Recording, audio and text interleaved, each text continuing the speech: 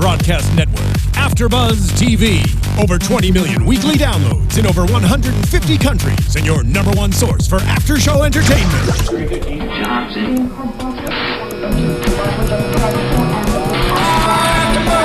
AfterBuzz TV, the destination for TV superfans, producing after shows for over 300 of your favorite TV shows, interviewing celebrities and showrunners, and bringing you behind-the-scenes exclusives. All thanks to E! Entertainment's Maria Menounos, producer Kevin Undergaro, and internet leader Akamai. Now, let the buzz begin! Best intro song ever. Absolutely. Yes. So appropriate. Welcome, After Buzzers, to the very first episode of The Royals, E's first scripted show. This episode was called Stand and Unfold Yourself. I am Christina Kaplan, and I'm joined by these beautiful ladies here next to me. Hi, I'm Fern Ronay. Hi guys, Traci Propst. Hi, and it's Megan Stecher. Yes, so guys, how exciting. First episode. I'm very excited. There's so much to talk about. So much. Yes. All right, well, let's just dive right in with the very first major thing that happened, which was Prince Liam and Ophelia hooking up, you know. She's probably not, well, we know the Queen doesn't like that. Right. And not under the royal code, but what did you guys think of their initial meeting? I know we watched the episode twice. In the first episode that all of us saw, we saw the part where they're in the bar and she's drinking and she call him like a stupid idiot or something like that. And then, you know, they end up getting together. What was your guys' initial reaction about that? I thought they didn't know each other at all, like that she was just some stranger. Do they know each No, other? they didn't. No. Yeah, I mean, obviously Have you seen her around the Ophelia palace? knows who he is, but he didn't know who she was. Right. So do you think he ever saw her around the palace? Well, maybe he saw her in passing, but not enough to be like, oh, I recognize that girl, obviously, you know? This is what I gathered from it, that she grew up in the States, and then after her mom died, she moved there. So I guess she's probably been at the palace for like a year. And so maybe, but yeah, he had no idea who she was, which was kind of weird as we continue to watch the episode because we saw her constantly just strolling around the palace. Right, even standing in the front when before they went to the funeral. Right, yeah, she looked like she How'd she get that spot? I know, like front row. But yeah, so I don't know. I thought it was very interesting. I mean, I think he just kind of looked at it as a general hookup when she kind of knew more. I mean, she knew who he was. She knew what she was doing, whether she regretted it. Too much gin, a little less tonic, as she put it. But yeah, it was very interesting, kind of like a little predicted, a commoner hooking up with a royal. Right. See, I thought, I don't know if it was maybe in the extended version, that he said something about like, I'm sorry I didn't recognize you. And she was like, oh, that's okay. I haven't been back that long. I thought that was in the extended version maybe, but not the version we just watched. So maybe they knew each other when they were young. Maybe that's Because it. she alluded to that too with Maybe the king, that's it. that she drew him a picture when she was young.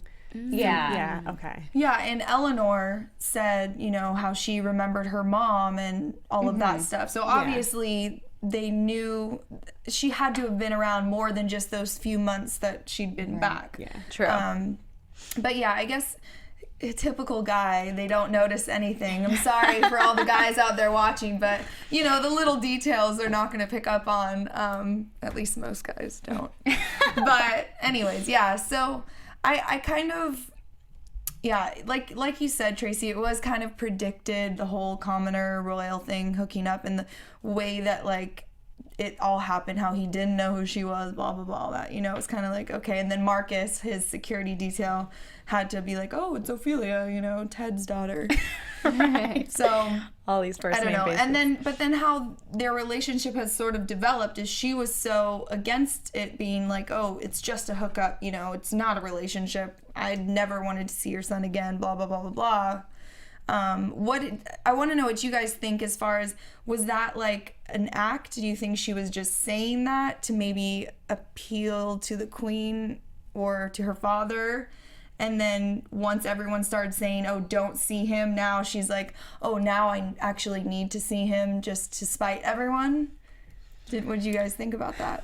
Yeah, I mean, I think it's kind of one of those things where maybe she was being a little realistic. Like, okay, this is the prince. I was just a one-night stand. So maybe it was one of those things where she didn't want to get her hopes up, so she was trying to play it down. Right. Yeah. So she's kind of like, oh, it was nothing. I didn't expect anything to come from it. You know, I wish something would, but I don't expect anything to. And then as it kind of progressed, you can tell how excited she is. That's kind of, I don't know what I thought. I felt the same way, that she's just kind of protecting herself, and why would he ever be interested in me? We hooked up, but we both knew it was just a hookup. But I predict that they're going to break each other's hearts. Even maybe just all in the first season, because it's like she, you know, is playing cool with him. And then probably it'll get to a point where he plays cool with her. And, you know, the other one will be like, well, I thought you liked me. Well, I thought you liked me. You know, so I think it's going to go back and forth with the two of them a lot. And then in season 8, there'll be a royal wedding. Season 8, I hope it doesn't take that long. No. But I felt like she was, you know, prince or no prince, she was a young girl who likes this guy but doesn't want to get her hopes up. And then when he asked her out, there was no way she was saying no. Was it realistic? Was that realistic, do you guys think? Like, for him to be asking her, you know what I mean? Like, seemed like he was the one pushing it.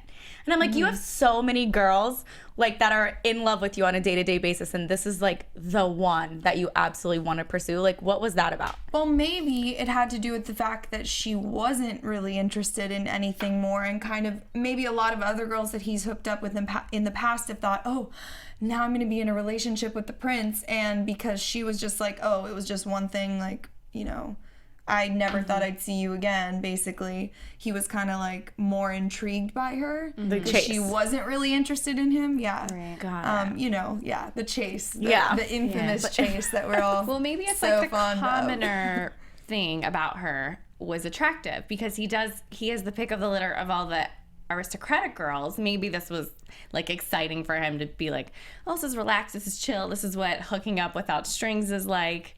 Right. We'll see. I don't know. Cool American girl. Yeah, exactly. Yeah, I wonder though if that's like normal. Like, does Prince Harry go, you know, just go walk up to some girl, go around the palace, go, you know, into the head of security's room to go talk to this girl? You know, it just like, would he really do that himself, or would he like send Marcus to do it? I don't know. Would he text? Like, they have phones. Or yeah. But then I actually admire the fact that he went in person, because it shows that he's, you know, more of a gentleman than just, hey, I want to hang out. Right. Just, I don't know if it's realistic. True. That's my only thing. I think that you're right. It is much more gentleman for him to show up in person. But I'm like, I don't know if the prince is going to be like walking around like, just wanted to come and see if you want to get coffee sometime.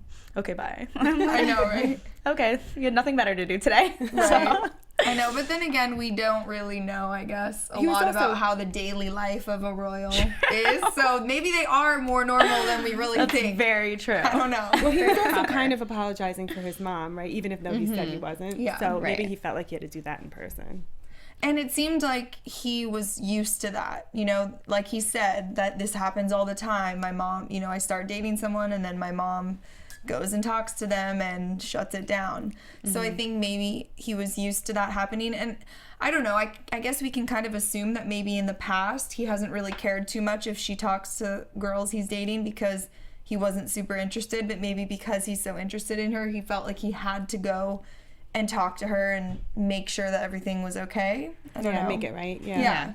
Can we talk about that a little bit? The interaction between her and the queen? Yes. That was icy. awkward. Well, the queen, her comment about her mother saying, well, maybe if you still had a mother, you would have manners. I was like, wow, okay, that's like so below the belt. Low blow. So below the belt. Yeah, Right? I totally agree. But at the same time, the way Ophelia acted towards it, I was like, you know what, sometimes you just have to suck it up. We all know that in the industry. Sometimes you're going to have things said to you that you just have to take.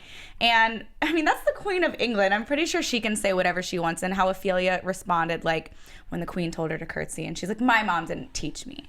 And walked away. I was like, whoa. It was kind of like a polite slap in the face almost. You know what I mean? It was like, because I would have wanted to slap her across the face. But that was just like, without being super insulting, it was just kind of giving her back exactly what she told her. And I was cheering for her. I was like, I like Ophelia at that moment. I was happy for her and I was cheering for her. I thought she was going to say, you're not my queen, because she's American. Yeah. But it was just as good a line, because it gave her back the mother insult. So yeah, and I love Elizabeth Hurley. Yeah. I think she is amazing, and she does, especially, I think the part that really like solidified her like queenness to me was when she was in the room with her husband, with the king, and she's saying, you know, the English crown has been protected for years, but like just so like strong in her accent, and I'm just like, yes, I love her. Yeah. Like that moment for me was when she was talking to Ophelia outside, and it was just like the looking down at her just slightly with her eyes, like, now kitsie to you, queen. And I'm like, this is her role of a lifetime. Like she was born to play this part. It was so good. I know, she's amazing, and she looks so beautiful. I don't know how old she is. I know she's no 49. spring chicken. Yeah, she is gorgeous. Gorgeous. She looks exactly the same as I in know. Austin Powers. Right. They had her That's on amazing. E for an interview, and they were talking about like kind of how she like researched for the part and what she kind of did, and she's like, well, you know, I really tried to draw inspiration on what I thought Princess Diana would have acted like. She's like, of course I couldn't get that in depth with it, and I think Princess Diana was pretty nice, but I think that that's very interesting when you're actually looking at royalty and who does she really have, you know, to kind of look to for that type of Not role. Camilla. Yeah, Right. like Cruella de Vil. I don't know, because that's pretty much how it is. So I thought that was interesting. Yeah, it's cool to hear that that's, you know, what she was actually, how she was researching, that she was really looking into a, you know, real example of what the queen might be. Yeah. So, but let's jump back to Robert's death. Her firstborn son. We still don't really know exactly what happened to him. What did they say? It was a military accident. Military accent, yeah. Training, yeah. You had a So- good prediction. Oh, well, let's hold it till the end. Yes. I am like kind of confused and like I don't know what to think really, because I feel like the fact that they're saying it's a military accident sounds like something shady happened. Yeah. Like somebody killed him, or I don't know, maybe he like couldn't handle it or something and took his own life. I don't really know. I think it maybe was more, you know, that someone might have murdered him or something. But what did you guys think about everyone's reactions? You know, at first, both parents were thinking that it was, you know, Eleanor that did something again. Like the first scene where the king was like, oh, what did she do now? How could it get any worse? They're like, no, it's your son. And then Eleanor runs into her mom, and her mom's like, oh, what did you do now? And she's like, no, Robert's dead.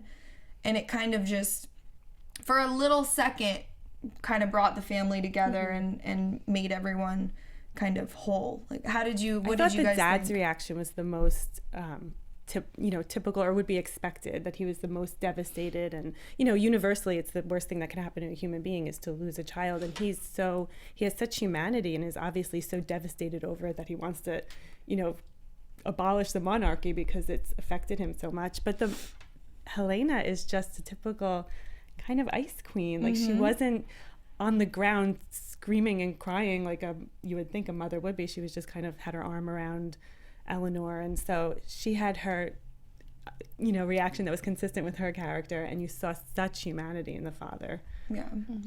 Yeah, and he also said, which I thought was interesting, the reson why he said when it comes out that he wants to abolish the monarchy was because he doesn't want something else like this to happen to his son or daughter.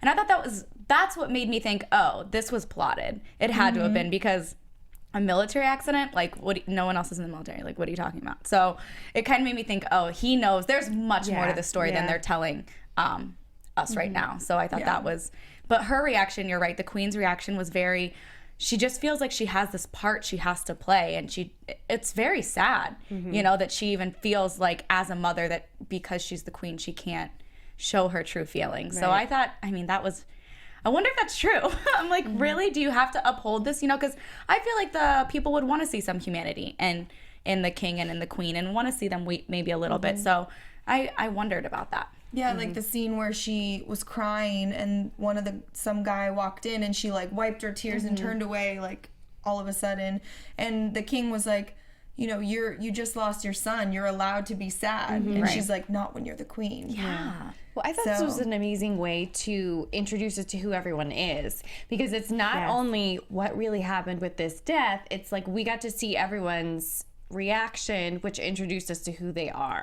So I really liked that and how about they relate it. to each other. Right, exactly. And especially the king's brother, who's extremely jealous of the throne. You know, his relationship with Princess Eleanor, how they speak to each other. Right, yeah. And she knows he's hungry for the throne, and just everyone's dealings with each other and the way they were consoling each other or not consoling each other, I thought was a really great way to introduce all of us as an audience to what the show's going to be about, too. Yeah. So it's awesome. Absolutely. Yeah, I agree with you. Let's touch on Cyrus and his daughters for a second, since they were introduced to us in that the first scene when everyone found out about Robert's death, and then they all came. And those girls, I mean, I should have looked up, I don't know what their names are, but the two, did you have their names? I wrote down from an article I read on E! That their names are Princesses Maribel and Penelope. Yeah. You mean the real one, Beatrice and Eugenie? No, the ones in the show. Are those the... Based on them, I think. I see, yeah. that's what I'm Assume wondering that. too. Yeah. Yes. They're so, like, outlandish, and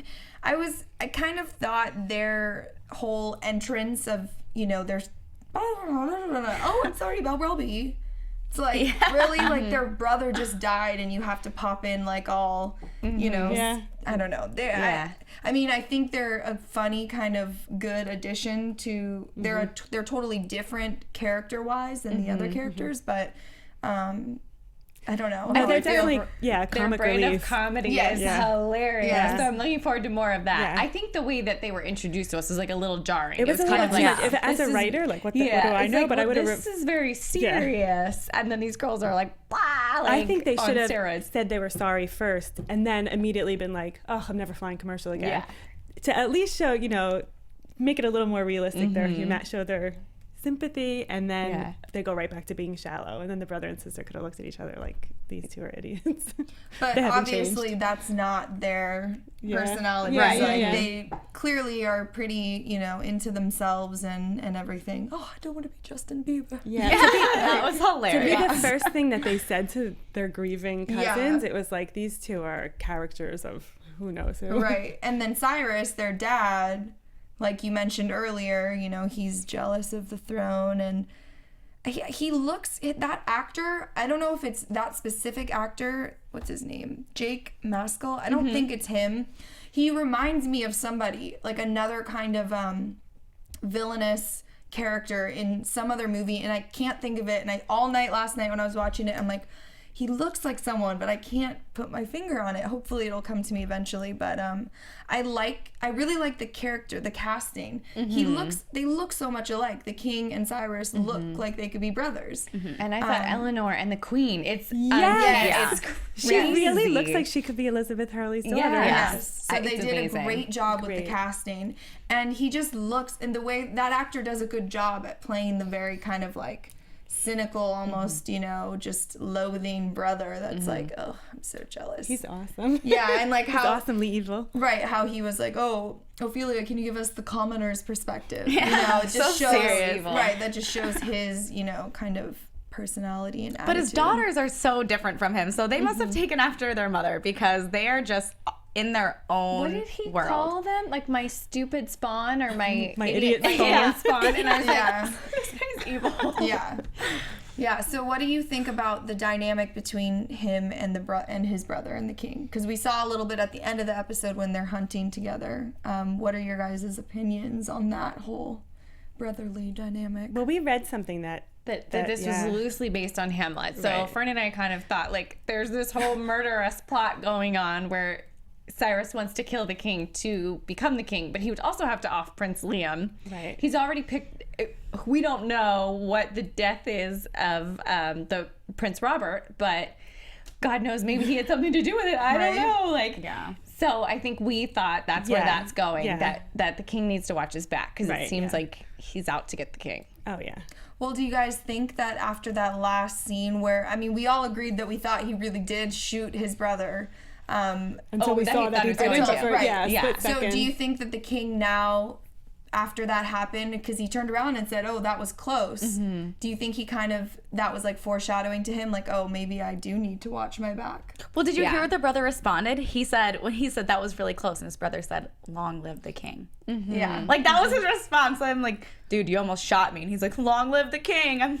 He basically just told his brother, watch out. Yeah. That wasn't a sincere comment, you know? And so the brother, I think, if he didn't know before, I'm pretty sure he knows now. Yeah. So I thought that was a very interesting comment. Yeah. Yeah, no, I That was agree. great writing. I was like, Yeah. To end it, for the episode, that was awesome. And I wonder where they shot that scene too, because it was so pretty, like up on the cliff, and it was kind of like foggy and just, and the way that they had the scene set up where they're standing, you know, face to face, but far enough, like the way that the shot was, I thought it was just like a really like kind of capturing shot to see just the two figures standing there like looking at each other, almost like a face-off, like in the Wild Wild West, where they're about to like pull out their guns, you know? Yeah. Well, I watched a great little video on E! Where they were talking about how they're exclusively shooting in London. So I think that they're really enjoying some amazing sets. I mean, obviously this is not Buckingham Palace, but it's an excellent substitute wherever they're shooting. So more power to them. Yeah, maybe we'll get more scenes like that. Yeah, And definitely. when they were talking, actually, to go back, the brothers, when they were talking, and the conversation was interesting when he went back to abolishing the monarchy, and he was like, what would you want to be if you weren't king? And the king responded, a fisherman. And he goes, what would you want to be? And the brother said, king. Like, that was a real, That was awesome, too. I mean, if he's not like literally throwing red flags at his brother, I don't know how else he's doing it. So Yeah. it's The going to alarm be bells, interesting. yeah. I mean, I'm not going to make a prediction, but it's going to be very, very interesting between them two. Yeah, so speaking of abolishing the monarchy, as you said, the king had that whole, you know, speech during their dinner when Ophelia just happened to be invited to that dinner too, you know. She comes waltzing in. What did Eleanor say? Like, speaking of unwanted guests or uninvited guests or something like that. But yeah, so like you were saying earlier, I think, Traci, you said it, that the fact that the king wants to abolish the monarchy because he doesn't want this to happen again to another child, but like you said, none of the other children are in the military, so it kind of alludes to the fact that maybe this was some sort of setup or whatever. But what do you guys think? I mean, if that were to happen in real life today, if they announced that they were abolishing the monarchy in England, like, how do you think that would affect not only the royal family, but just everyone? I don't think anyone would care that much because they really don't. They have no political power, so they're just figureheads, and they do pay their own taxes now. That was a big thing years ago. So I think a lot of people would be happy. But I love royal watching. I wouldn't be happy. This American over here would not be happy. But as far as people in, you know, in the UK, I don't know. I would, if I had to guess, I'd say they'd be quite pleased. Well, I guess we could specify it to the show and like just think of the fact, what would they do? You know, what would all these characters do if there were no monarchy, if they were no longer prince and princess? What are they going to do? Get jobs.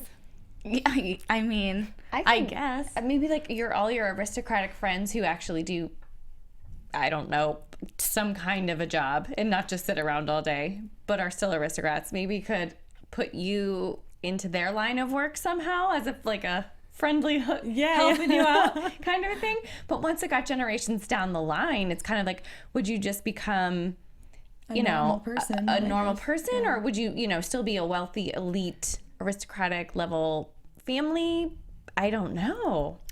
See, no, go ahead. I think that, okay, so I think England would be I don't think they would ever let the monarchy be abolished, because that's like, this is going to be the worst example ever, but that's like their Kardashians. Like, that's their entertainment, minus like the royalty does charity work. But for them, it's something, I mean, we're not proud of the Kardashians. I know. Not hating on the Kardashians, but that's who like they're proud of. And it's kind of like a tradition to them, and it sets them apart from America and a lot of other places. So I don't think that they mind that the Queen doesn't do anything, or, you know, because they do a lot of charity work, showing up at events, and I think that's kind of their job, is to be royalty. And I think that you saw the millions of people that go out to like literally support them for everything. And it's true, you watch the news all over, you watch the royal wedding. Right. How many people watch And how was many people insane. made money from it? That's true. They did bring a lot of. They did bring a lot of money. So I just feel like, I mean, everyone's like, this is history. We're watching history because we don't know if we'll ever see another one. Like maybe Harry will never get married, or maybe he will, but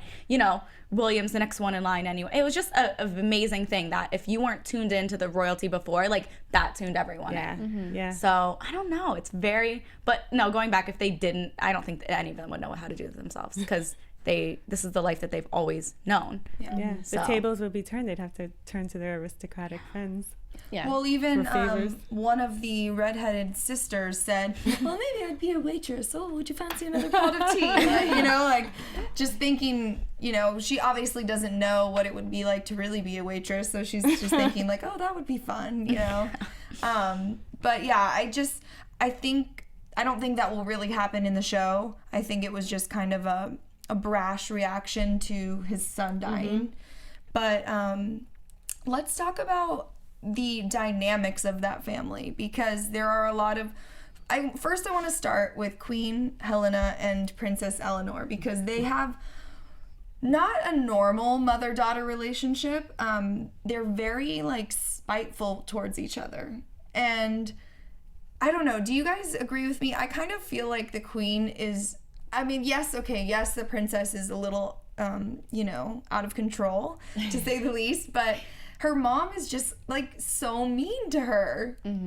Like she calls her a little bitch, and then like expects her to like, you know, obey her and think she's, you know, like listen to her. Like if my mom called me that, I'd be like, oh my gosh, okay, no, I'm not going to listen to you, and I'm gonna keep doing all these things. Like I don't know. I'd be like, mommy's so mean and daddy's so nice. Right? And that's Queen exactly yeah. the way the dynamic is with her. I guess you wonder how long it's been going on though. You know, like how Her long? partying? Yeah. Because that, even though that can get old, and just the way, you know, they had like the picture of like Beaver on the, I mean, she's all over the tabloids and all negative press. And I wonder how long that's been building up that the queen's like, I'm done. Like I'm not dealing with this anymore. That now it's just like anger towards both of them, and she does it more because her mom doesn't like it, and the mom hates her more for it, and so that's like their relationship. Yeah. I don't know. To me, I felt like they're too similar. They're kind of the same person, except the queen is all about keeping the good image going, and the daughter's so sick of it that she's rebelling. Yeah. So to me, they have very much the same heart on the inside, black heart, I don't know. Yes. But you know, it's who they are is coming out in two completely different ways to the world, because the queen looks so in control and is pulling all the strings behind the scenes, and the princess looks so out of control. Yeah. They're Yeah. both very In strong front and behind the personalities. scenes. Yes, yeah. I agree with you for sure. And we didn't really get to see the queen interact with Prince Liam directly too much in this episode, so I'm not quite sure about their relationship, but it seems kind of like the protective mother of her, you know, young son. You know, obviously she went and talked to Ophelia, and she's talked to his other, you know, hookups or girlfriends or whatever. So I'm interested to see kind of how their relationship is. But then we can talk about the king with Princess Eleanor, and we saw the whole scene where she's eating the pie and all that, and what he says to her in there. I think we all wrote this quote down, when she's saying, you know, all these nice things about her dad, and then asks if she disappoints him, and he's like, no, you know, all those things that you see in me, I see in you every day. Don't medicate all that wonder. Yeah. Which was just like such a nice, instead of saying like, you need to stop doing drugs, you need, like, it was like a sweet, endearing way of saying like, you're so wonderful, don't, you know, hide it. Just the way you are, yeah. And their interactions just showed, you know, like you said earlier, how much humanity that the father has. you know, the king has compared to the queen. Yeah. And it's just kind of like a real like father-daughter, like daddy's girl kind of relationship, you know? So Yeah, that was very real. That was like a very real, I just felt like I was in that conversation just when they were going back and forth, and just the emotions, like you can tell she's like in love with her father. She thinks he's everything, and that's like his baby girl, so he's not going to lose hope in her or make her feel even worse than she already does, you know? And they have a very open relationship. She's telling him like, I'm baked. yeah. So I am really upset about our brother dying, but I'm baked, so I'm good. And he's like, all right. Like, you know. I know, and he's just like, okay. Yeah. Well, Surprise, also, surprise. that statement made me wonder, like saying medicate, was a really good trigger word for me to be like, well, wait, why is she constantly doing drugs? Yeah. You know, what is she just one of those kids that's like, I live in a prison, basically. So I'm going to go out and do what I can and medicate and numb myself to feel better because I feel like a prisoner. Or, you know, was there something that happened years ago that she's medicating herself to not feel pain from that? Like, I don't know what it is, but maybe that's something we'll find out. Or maybe years of her mother expecting such the highest Too much. expectations. Yeah. Yeah, because she said that she dropped out of the university. That was about a year ago when Ophelia's mother passed away. But I was just going to say something else and I forgot now. What about the conversation between, I love the conversation between Ophelia and Eleanor. Which that was one? really nice on the When they were balcony. drinking together. Yeah, Oh, on the yes. They're Yeah, random. when she when Ophelia's just roaming the halls like by herself and then, oh, Ophelia, come drink with me. It's like, That was awkward. okay. Yeah, no, I liked that scene too. It was almost like she kind of treated her like maybe the sister she never had, you know, and she doesn't really have a traditional like mother figure that she can tell things to.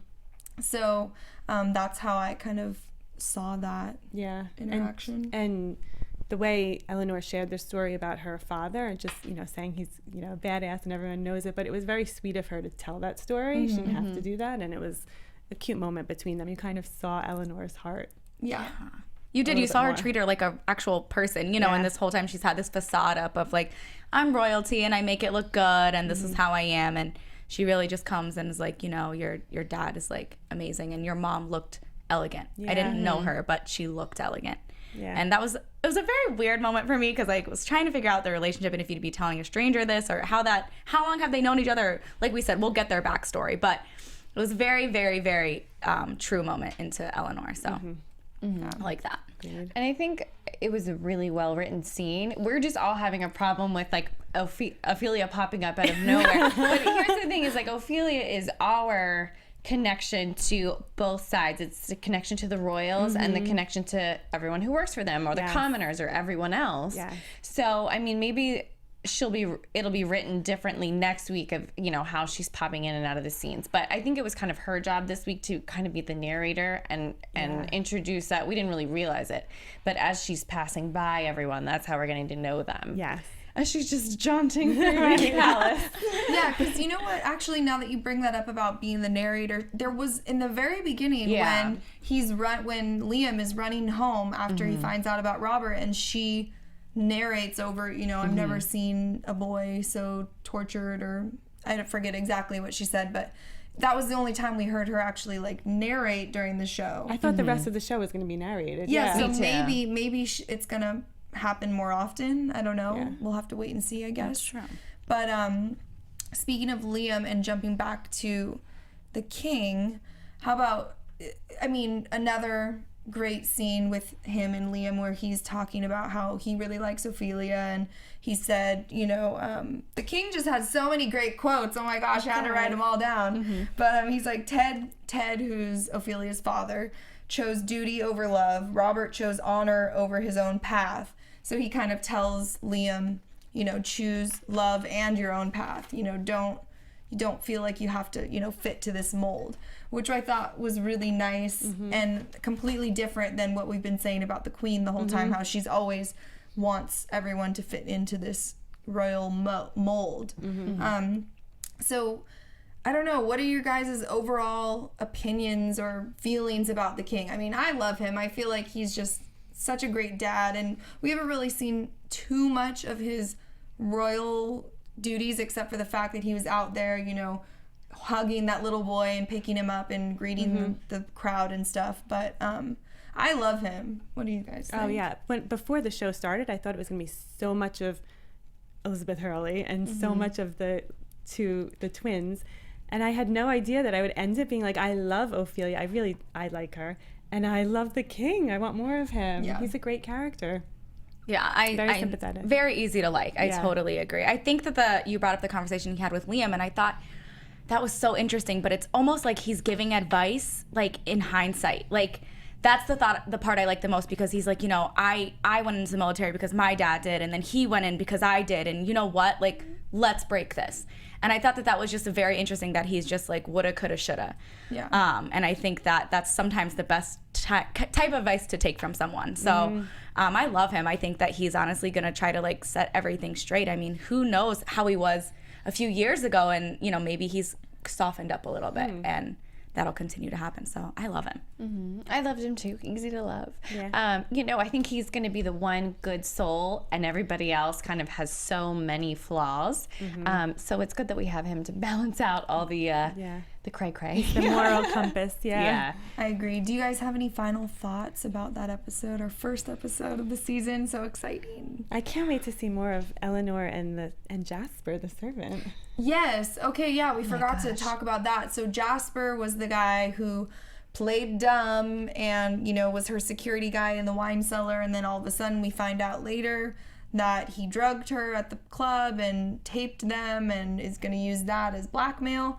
So why don't we just jump into predictions? Okay. And we can touch on a few things in our predictions. Yeah, let's do it. And now, your AfterBuzz TV predictions. So since we were just talking about it, what do you guys think is going to happen with that relationship? Obviously, he thinks he can keep his job because of that tape. So. Yeah, I think it'll be deliciously scandalous, and she's learning a lesson that she can't manipulate people and treat people the way just however she feels, and that there are consequences, and it'll be fun to watch. And it was also interesting how we brought up he lost his accent. Yeah. So now So he's actually maybe American, Yes. and there's more to it, and this might even be like disastrous. So I think that's going to be a huge turning point. He just gets up, and all of a sudden we're like, wait, wasn't he Brit?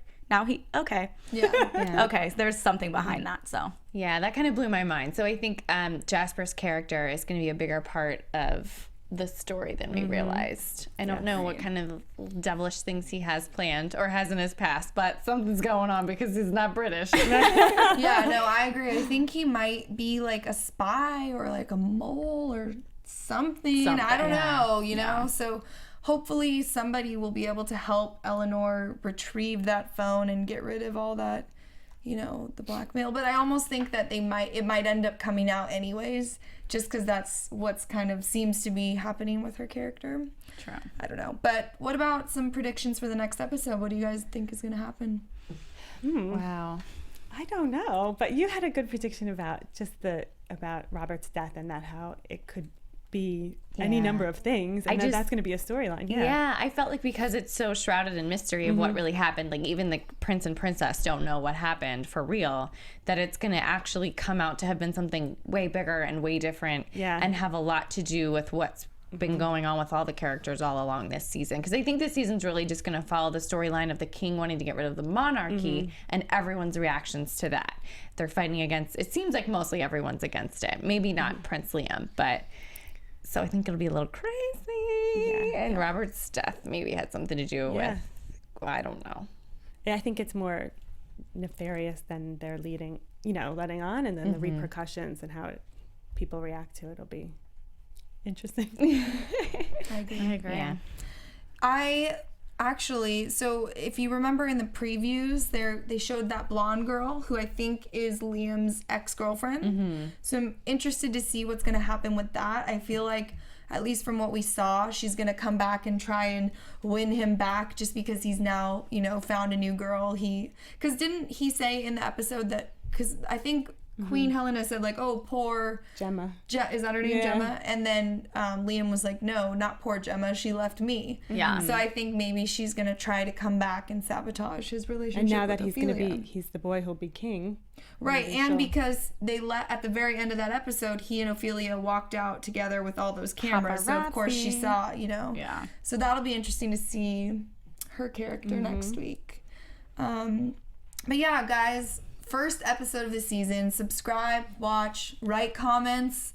Let us know if there's anything you want us to talk about, if we missed anything, if you have any suggestions, just comments about the season. I mean, it's like we said, first episode, so I'm excited. Hopefully we'll get some people in here too. Yes. We hopefully will be getting the guests. Creator of the show and maybe some of the, some of these stars. Yeah. Hopefully, if we're lucky.